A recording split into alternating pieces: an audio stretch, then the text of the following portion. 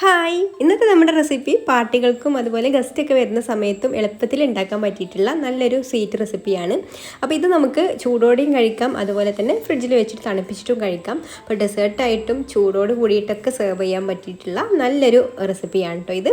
അപ്പോൾ ഇത് ഉണ്ടാക്കാൻ വേണ്ടിയിട്ട് ഞാനിതാ ഇവിടെ 1.5 കപ്പ് പാലെടുത്തിട്ടുണ്ട്. അത് നമുക്ക് ഈ ഒരു സോസ് പാനിലേക്ക് ഒഴിച്ചു കൊടുക്കാം. ഇനി ഇതിലേക്ക് ഞാനൊരു 1/2 കപ്പ് കണ്ടൻസ്ഡ് മിൽക്ക് ചേർത്ത് കൊടുക്കുന്നുണ്ട്. കണ്ടൻസ്ഡ് മിൽക്ക് ഇല്ലെങ്കിൽ പാൽപ്പൊടി ഉണ്ടെങ്കിൽ അത് കുറച്ച് ചൂടുള്ള വെള്ളത്തിലൊന്ന് മിക്സ് ചെയ്തിട്ട് അത് ചേർത്ത് കൊടുത്താലും മതി കേട്ടോ. ഈ ഒരു പാലിന് കുറച്ച് കട്ടി കിട്ടാൻ വേണ്ടിയിട്ടാണ് ചേർത്ത് കൊടുക്കുന്നത്. അപ്പോൾ ഞാനിപ്പോൾ കണ്ടൻസ്ഡ് മിൽക്ക് ഉണ്ടായതുകൊണ്ട് അത് 1/2 കപ്പ് ചേർത്ത് കൊടുക്കുന്നുണ്ട്. ഇനി കണ്ടൻസ്ഡ് മിൽക്ക് ഇതിലൊന്ന് മിക്സ് ചെയ്ത് കൊടുക്കാം. എന്നിട്ട് മധുരം കുറവുണ്ടെങ്കിൽ അതിനാവശ്യമായിട്ടുള്ള പഞ്ചസാര ചേർത്ത് കൊടുക്കാം. അല്ലെങ്കിൽ ഇനി ഫുള്ളായിട്ട് മധുരം കണ്ടൻസ്ഡ് മിൽക്ക് ചേർത്ത് കൊടുക്കണമെന്നുണ്ടെങ്കിൽ അങ്ങനെയും ചേർത്ത് കൊടുക്കാം കേട്ടോ. ഞാനിപ്പോൾ ഇവിടെ രണ്ടും കൂടെയാണ് ചേർത്ത് കൊടുക്കുന്നത്. അപ്പോൾ ഇതിലേക്കൊരു 3 ടേബിൾ സ്പൂൺ പഞ്ചസാരയും കൂടെ ചേർത്ത് കൊടുത്തിട്ട് മിക്സ് ചെയ്ത് കൊടുക്കുന്നുണ്ട്. ഇനി ഇതാ ഒരു ബൗൾ എടുത്തിട്ടുണ്ട്. അതിലേക്ക് നമുക്ക് 1 ടേബിൾ സ്പൂൺ കോൺഫ്ലവർ ചേർത്ത് കൊടുക്കാം. ഇതിലേക്ക് ഈ ഒരു കോൺഫ്ലവർ മിക്സ് ആവാൻ ആവശ്യത്തിന് പാലും കൂടെ ചേർത്ത് കൊടുത്തിട്ട് ഒട്ടും കട്ടയില്ലാതെ തന്നെ നന്നായിട്ട് ഇതൊന്ന് മിക്സ് ചെയ്തെടുക്കാം. അപ്പോൾ അത് കോൺഫ്ലവർ നന്നായിട്ട് തന്നെ ഇതിൽ മിക്സായി വന്നിട്ടുണ്ട്. ഇനി നമുക്കിത് മിക്സ് ചെയ്ത് വെച്ചിട്ടുള്ള പാലും കണ്ടൻസ്ഡ് മിൽക്കും കൂടി ചേർന്നിട്ടുള്ള ആ ഒരു മിശ്രിതം ഉണ്ടല്ലോ, അതിലേക്ക് ഒഴിച്ചു കൊടുത്തിട്ട് ഒന്ന് ഇളക്കി കൊടുക്കാം.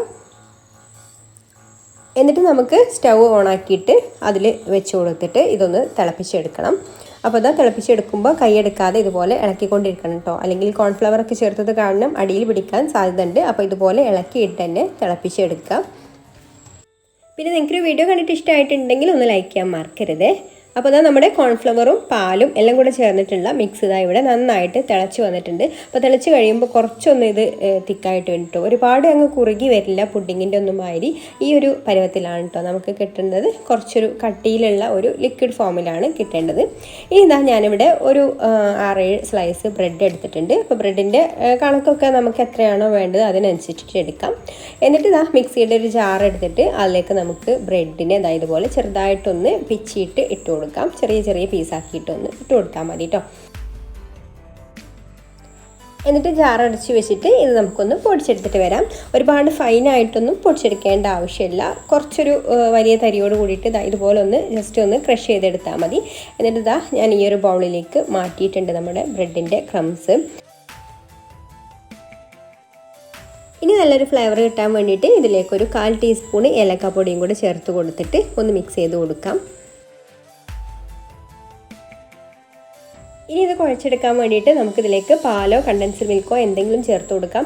അപ്പോൾ ഞാനിവിടെ രണ്ടും കൂടെയാണ് കേട്ടോ ചേർത്ത് കൊടുക്കുന്നത്. കണ്ടൻസ്ഡ് മിൽക്ക് മാത്രം ചേർത്ത് കൊടുക്കണമെന്നുണ്ടെങ്കിൽ അങ്ങനെ ചേർത്ത് കൊടുക്കാം. അപ്പോൾ ഒരുപാട് സ്വീറ്റ് ആവണ്ടെന്നുണ്ടെങ്കിൽ രണ്ടും കൂടെ ചേർത്ത് കൊടുക്കാം. അല്ലെങ്കിൽ ഇനിയിപ്പോൾ തീരെ സ്വീറ്റ് വേണ്ടാന്നുണ്ടെങ്കിൽ വെറും പാല് ചേർത്തിട്ടും കുഴച്ചെടുക്കാം. അപ്പോൾ കണ്ടൻസ്ഡ് മിൽക്ക് ഞാനിവിടെ അല്പം ചേർത്ത് കൊടുത്തിട്ടുണ്ട്. കുറച്ചൊരു സ്വീറ്റ് ഉണ്ടായിരിക്കുമ്പോഴായിരിക്കും കൂടുതലായിട്ട് ടേസ്റ്റ് ഉണ്ടാവുക. ഇനി ഇതൊന്ന് മിക്സ് ചെയ്ത് നോക്കാം. എന്നിട്ട് നമുക്ക് ഇതിൽ എത്രത്തോളം പാല് വേണം എന്നുള്ളതിന് അനുസരിച്ചിട്ട് ചേർത്ത് കൊടുക്കാം കേട്ടോ. പിന്നെ ബ്രെഡ് ആയതുകൊണ്ട് അങ്ങനെ കുഴച്ചെടുക്കാൻ ഒരുപാട് വെള്ളത്തിൻ്റെ അംശമൊന്നും വേണ്ടി വരില്ല. പെട്ടെന്ന് തന്നെ ഇത് നമുക്ക് ഷേപ്പാക്കാൻ പറ്റുന്ന ആ ഒരു രീതിയിൽ കിട്ടും. ഇതിലേക്ക് ഞാൻ 1 ടേബിൾ സ്പൂൺ പാലും കൂടെ ചേർത്ത് കൊടുക്കുന്നുണ്ട്. എന്നിട്ട് നമുക്കിതൊന്ന് കുഴച്ച് നോക്കാം. പിന്നെ ആവശ്യമുണ്ടെങ്കിൽ പാല് കണ്ടൻസ്ഡ് മിൽക്കോ എന്തെങ്കിലും ഒന്ന് ചേർത്ത് കൊടുക്കാം കേട്ടോ. പിന്നെ ഒരുപാട് സ്വീറ്റ് ആവണ്ട. അപ്പോൾ ഞാൻ പറഞ്ഞല്ലോ, ഇനി നമുക്ക് പാല് ചേർത്ത് കൊടുത്താലും മതി. അപ്പോൾ ഇതിങ്ങനെ കുഴച്ച് നോക്കുമ്പോൾ തന്നെ നമുക്ക് ഇത് ഷേപ്പാക്കാൻ പറ്റുന്നുണ്ടോ എന്ന് അറിയാൻ പറ്റുമല്ലോ. ഇപ്പോൾ ഇതിലേക്ക് കൂടുതലായിട്ട് വെള്ളത്തിൻ്റെ അംശമൊന്നും വേണ്ടി വരില്ല എന്ന് തോന്നുന്നു. ഇപ്പോൾ ഇത് പിടിച്ച് നോക്കുമ്പോൾ അതാ നല്ല ഷേപ്പായിട്ട് തന്നെ കിട്ടുന്നുണ്ട്. പിന്നെ നിങ്ങൾ ആദ്യമായിട്ടാണ് ഈ ചാനൽ കാണുന്നതെന്നുണ്ടെങ്കിൽ ചാനൽ സബ്സ്ക്രൈബ് ചെയ്യാത്ത കൂട്ടുകാരാണെങ്കിൽ ഒന്ന് സബ്സ്ക്രൈബും കൂടെ ചെയ്യണേ. അപ്പോൾ അത് നന്നായിട്ട് തന്നെ അത് ഷേപ്പാക്കാൻ പറ്റുന്നുണ്ട്. ഞാൻ നന്നായിട്ട് കുഴച്ചെടുത്തിട്ടുണ്ട്. ഇനി നമുക്കിതിൽ നിന്ന് കുറേശ്ശെ എടുത്തിട്ട് ഇതുപോലെ നന്നായിട്ടൊന്ന് ഉരുട്ടിയെടുക്കാം. അപ്പോൾ നിങ്ങൾക്ക് എത്രത്തോളം ചെറുതാക്കാൻ പറ്റുമോ അത്രത്തോളം ചെറുതാക്കിയിട്ട് ബോൾസ് ആക്കി എടുക്കാം കേട്ടോ. നമ്മുടെ സമയത്തിനനുസരിച്ചൊക്കെ ചെയ്യാം. ഞാനിതാ ഇപ്പോൾ ഒരു ചെറിയ നെല്ലിക്കയുടെ വലിപ്പത്തിൽ ഇത്രയാണ് കേട്ടോ ആക്കിയെടുത്തിട്ടുള്ളത്. ഇതന്നെ വേണമെങ്കിൽ നമുക്ക് ഒന്നും കൂടെ ചെറുതാക്കി എടുക്കുകയൊക്കെ ചെയ്യാം കേട്ടോ. അപ്പോൾ നമ്മുടെ ഓരോരുത്തരുടെയും സൗകര്യത്തിനനുസരിച്ചിട്ട് ചെറിയ ചെറിയ ബോൾസ് ആക്കി എടുക്കാം.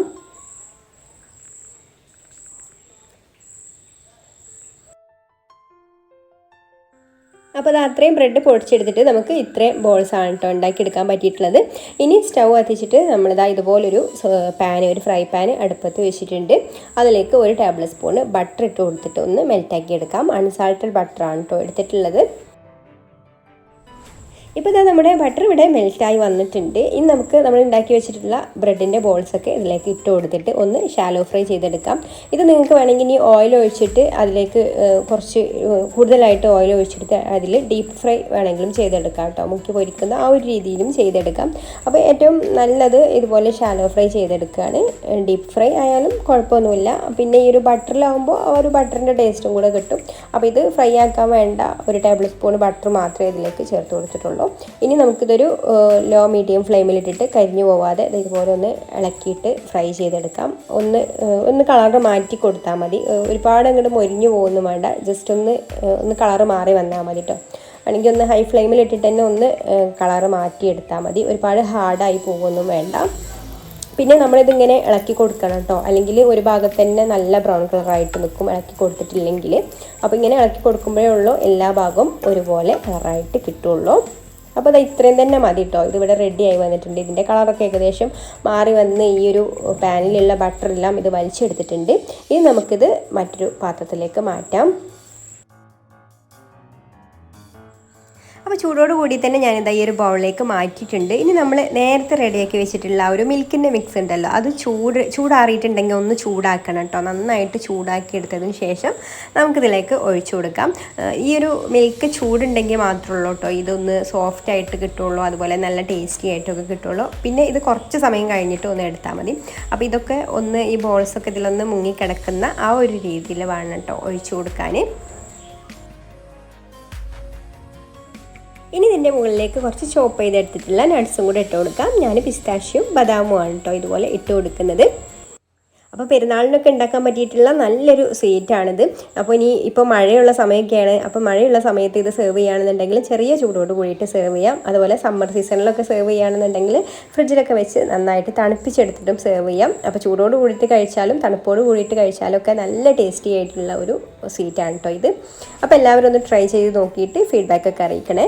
പിന്നെ ഇത് കഴിക്കുന്നത് എങ്ങനെയാണെന്ന് വെച്ചാൽ ഈ ഒരു മിൽക്കോട് കൂടിയിട്ട് വേണം കഴിക്കാൻ. ഈ ബ്രെഡ് നമുക്ക് കുറച്ച് വലിയ ഇതാണെന്നുണ്ടെങ്കിൽ ഒന്ന് കട്ട് ചെയ്തിട്ട് നന്നായിട്ട് ഈ ഒരു മിൽക്കിൽ ഡിപ്പ് ചെയ്തിട്ട് മിൽക്കോട് കൂടിയിട്ട് ഇങ്ങനെ കഴിക്കാം. ആദ്യം ഇതുപോലെ ഒന്ന് മിക്സ് ചെയ്ത് കൊടുക്കാം കേട്ടോ. പിന്നെ ചെറിയ ചെറിയ ബോൾസാണ് കൂടുതലായിട്ട് നല്ലത്. അപ്പോൾ പിന്നെ നമുക്ക് കട്ട് ചെയ്തെടുക്കേണ്ട ആവശ്യമൊന്നും വരില്ല. അപ്പോൾ എല്ലാവർക്കും ഈ ഒരു റെസിപ്പി ഇഷ്ടമായിട്ടുണ്ടാവും എന്ന് വിചാരിക്കുന്നു. അപ്പോൾ ഇനി മറ്റൊരു നല്ല റെസിപ്പിയുമായിട്ട് അടുത്ത വീഡിയോയിൽ കാണാം. Thank you for watching.